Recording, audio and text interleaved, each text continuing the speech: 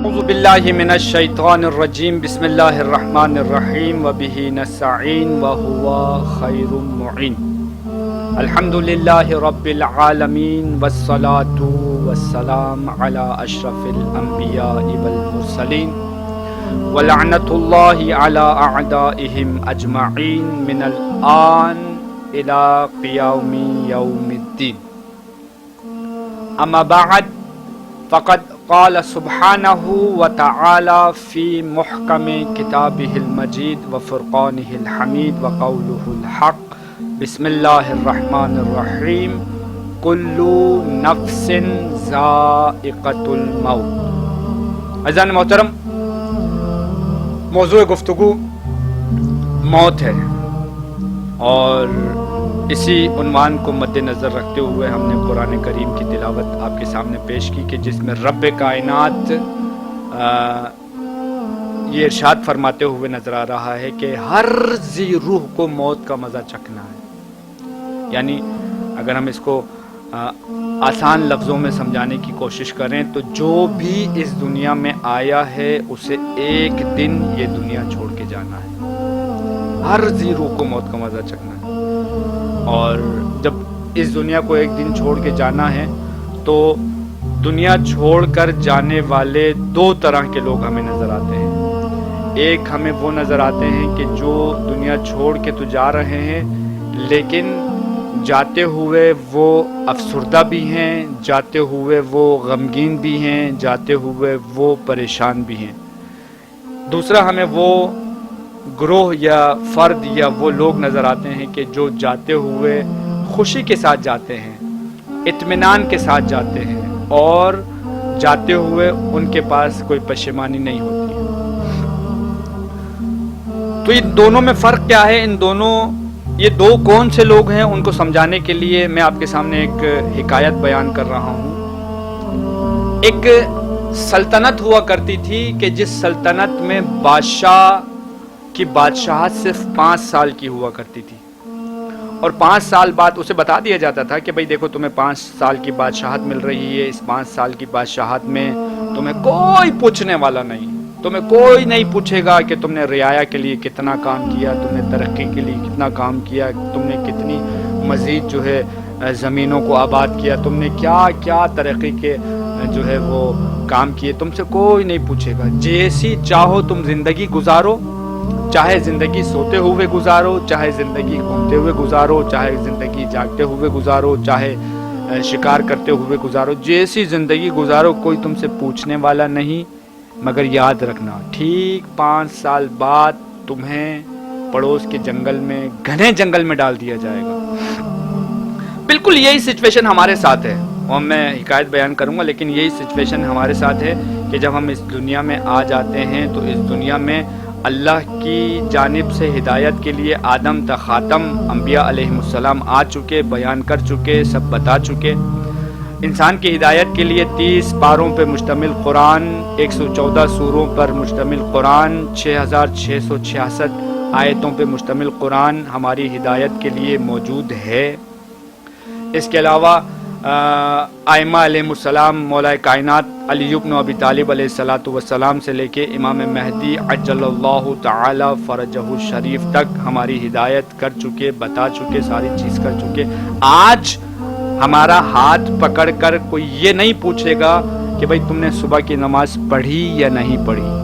آج ہمارا ہاتھ پکڑ کر یہ نہیں پوچھے گا کوئی ظہر کی نماز پڑھی یا نہیں پڑھی. آج ہمارا ہاتھ پکڑ کر ہم سے یہ نہیں پوچھے گا کہ مغربین کی نماز پڑھی یا نہیں پڑھی. آج ہمارا ہاتھ پکڑ کر کوئی یہ نہیں پوچھے گا کہ ماہ رمضان چل رہے ہیں، ماہ رمضان کے روزے جاری و ساری ہیں، یہ بتاؤ کہ ابھی بھی کھا رہے ہو یا رمضان کے روزے رکھ رہے ہو. نہیں،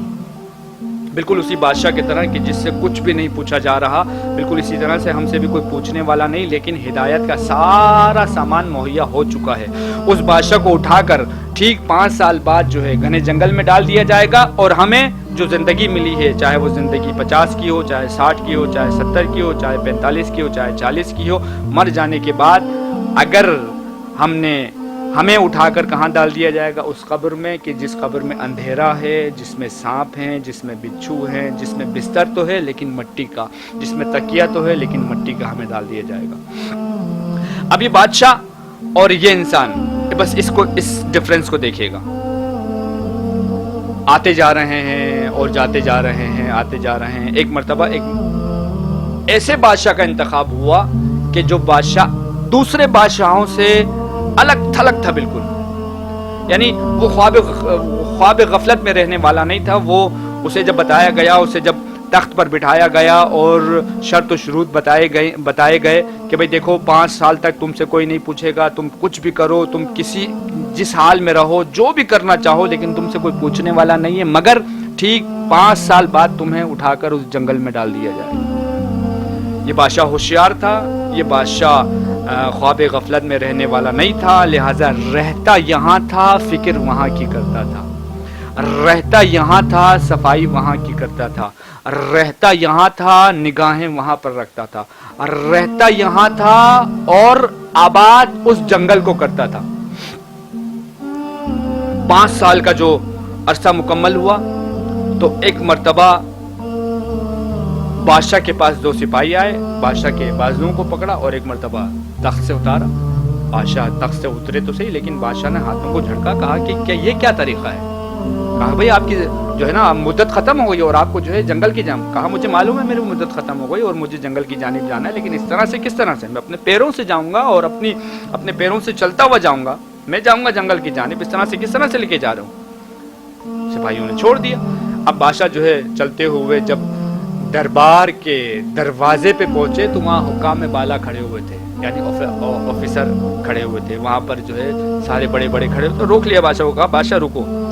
جنگل میں تو تم اپنے پیروں سے جاؤ گے، مگر یہ بتا کے تو جاؤ ذرا کہ تم کیسے بادشاہ ہو؟ آج سے پہلے جتنے بادشاہوں کو جنگل کی جانب لے کر جایا جاتا تھا تو وہ روتے تھے، گڑ گڑاتے تھے، ہاتھوں کو جوڑتے تھے، التماس کرتے تھے کہ خدارا وہاں نہ لے جاؤ جہاں پر اندھیرا ہے، خدارا وہاں نہ لے جاؤ کہ جہاں پر اندھیرا ہے، خدارا وہاں نہ لے جاؤ کہ جہاں پر حشرات الارض ہیں، خدارا وہاں نہ لے جاؤ کہ جہاں پر چیر پھاڑ کرنے والے جانور ہیں، خدارا وہاں نہ لے جاؤ کہ جہاں پر صرف اور صرف وحشت ہے۔ تم عجیب بادشاہ ہو، کہہ رہے ہو اپنے پیروں سے جاؤں گا، آخر معاملہ کیا ہے؟ تو بادشاہ نے بتایا کہ دیکھو میں جو کہہ رہا ہوں نا اپنے پیروں سے جاؤں گا، وہ سارے بادشاہ اس جنگل سے ڈرتے تھے، میں اس جنگل سے اس لیے نہیں ڈر رہا کیونکہ میں رہتا یہاں تھا، فکر وہاں کی کرتا تھا، رہتا یہاں تھا، صفائی وہاں کی کرتا تھا، رہتا یہاں تھا، نگاہیں وہاں پر رکھتا تھا، یہاں رہ کر میں نے اس جنگل کو جنگل ہی نہیں چھوڑا۔ جب میں نے جنگل ہی نہیں چھوڑا تو مجھے ڈر نہیں ہے، مجھے خوف نہیں ہے، لہٰذا میں بغیر ڈرے اس جنگل میں جاؤں گا اور مجھے کوئی خوف نہیں ہے۔ بس عزیزان محترم، بالکل اسی طرح سے اگر ہم اس دنیا میں رہ رہے ہیں اور اس دنیا میں رہ کر ہم اس دنیا کے ہی ہو کر رہ جائیں تو پھر جب مریں گے تو ہمیں ڈر ہوگا، ہمیں خوف ہوگا، ہمیں جو ہے ہم گڑ گڑا رہے ہوں گے، التماس کر رہے ہوں گے، خدارا وہاں نہ لے جاؤ جہاں پر اندھیرا ہے، خدارا وہاں نہ لے جاؤ جہاں پر سانپ بچھو ہے، خدارا وہاں نہ لے جاؤ کہ جہاں پر کچھ بھی نہیں ہے، جہاں پر بستر تو ہے لیکن مٹی کا، جہاں پر تکیہ تو ہے لیکن مٹی کا، خدارا وہاں نہ لے جاؤ۔ لیکن ایک مرتبہ مرنے والا مر رہا ہوتا ہے اپنے اعمال کو اپنی استطاعت کے مطابق پورا کرتے ہوئے، نمازوں کو مکمل کرتے ہوئے، روزوں کو مکمل کرتے ہوئے، اپنی کوشش کے مطابق واجبات کو مکمل کرتے ہوئے مر رہا ہے، اور مرنے کے بعد جب یہ 2 افراد جب ان کو دفنانے کے لیے جا رہے ہوتے ہیں، پہلا وہ کہ جس کے اعمال میں عمل کی کمی ہو تو وہ اپنے عزیز و اقارب کو پکڑ پکڑ کر کہہ رہا ہوتا ہے خدارا مجھے نہ لے جاؤ، خدارا مجھے نہ لے جاؤ، خدارا مجھے نہ لے جاؤ۔ اور ایک مرتبہ مرنے والا اپنی طاقت کے مطابق، اپنی کوشش کے مطابق اعمال کر کے گیا ہے، جب اس کے جنازے کو لے کے جا رہے ہوتے ہیں اور 4 کندھا بردار جب میت کو قبر کی جانب لے کے جا رہے ہوتے ہیں تو یہ مرنے والا، یہ لاشا، یہ میت ان کندھے برداروں سے یہ کہتا ہوگا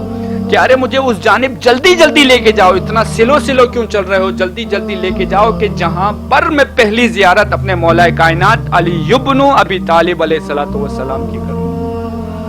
وما علینا الا البلاغ۔